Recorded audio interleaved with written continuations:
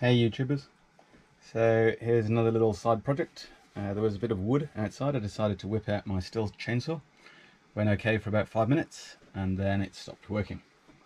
So, a little bit of diagnosis required. I did try petrol down the carby. I did check the spark was working fine. I tried a bit of WD-40 to try and loosen things up. And what I found, well, not what I found, but what I found once I stripped it down, was the piston is scored and the piston ring was seized. So I'll show you the reassembly steps, but it's pretty straightforward. There's probably a lot of videos on YouTube. The question is, with mine, what are we going to do with it? So here's the piston barrel. Sorry, here's the barrel, and it's not too scored in there. It's reasonable as far as I can see. The exhaust port's looking okay, nothing's too charred and should be good to go. But looking at the piston, here's what remains of the piston ring. That was a bit of a pain, had to break it to get it out of the piston. It was that tight in there. And here's the piston itself. There's a couple of things on this. First up, the ring was pretty tight in the groove, but the main reason for that was all of this scoring. So this scoring's sort of smidged the ring. You can even see there how tight that gap is there and how it gets wider here. So I'm looking at a couple of options. New piston ring, $15. New piston and ring, I think it's a double ring piston, for better sealing, is about $45 Australian. So I'll be having a look what to do that. Just one other thing that did happen, it was a little bit of a drama, was down on the crank. It's really hard to see there, but the bearing is actually a loose bearing, and there are, if I just rotate maybe the crank, you might see. It's really hard to see. So there's actually loose bearings sitting on the crankshaft there. So they are basically little mini cylinders and they sit under the conrod. And when I moved the piston, the conrod moved and all the bearings fell out on the floor. So the reason we got all that grease on there is the only way I could get them back in was to put grease on the crankshaft, grease on the bearing cylinder, put the bearings in place and very carefully squeeze the conrod over.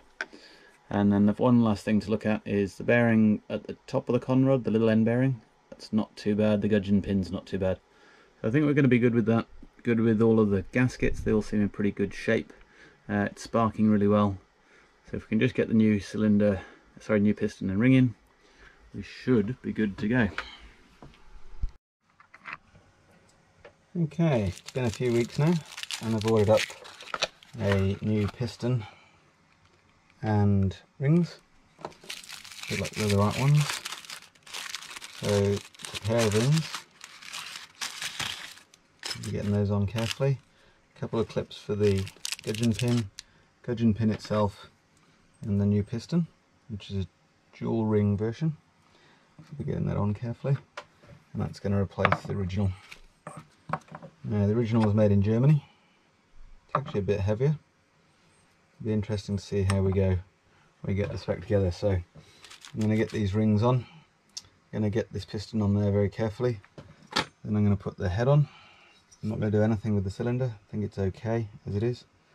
Just get the head on. Might clean that up a little bit. And then the exhaust assembly on. Get the spark plug in. Get all the housings back on, and then we should be able to get it together, get it fired up. We'll see how we go. Okay, so being very careful on those bearings, just there at the back to make sure they're not falling out. Got the rings on, just got to be careful that those are on the pins. Got the piston the right way around, the arrows pointing towards the exhaust port. Got the gudgeon pin in and the gudgeon circlips. So now we're ready to get the head on.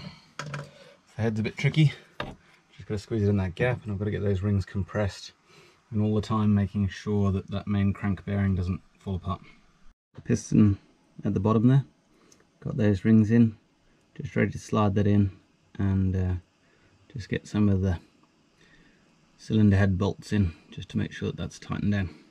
Just going to lube that up a bit as well, just to make sure it's all nice and free when we do the first start. Okay, that's running suitably. I'm sure you can see now. sounding a bit more like compression. Okay. We'll get the exhaust back on and the housings. Okay, here's the logs, here's the saw. Let's see how we go for the moment of truth.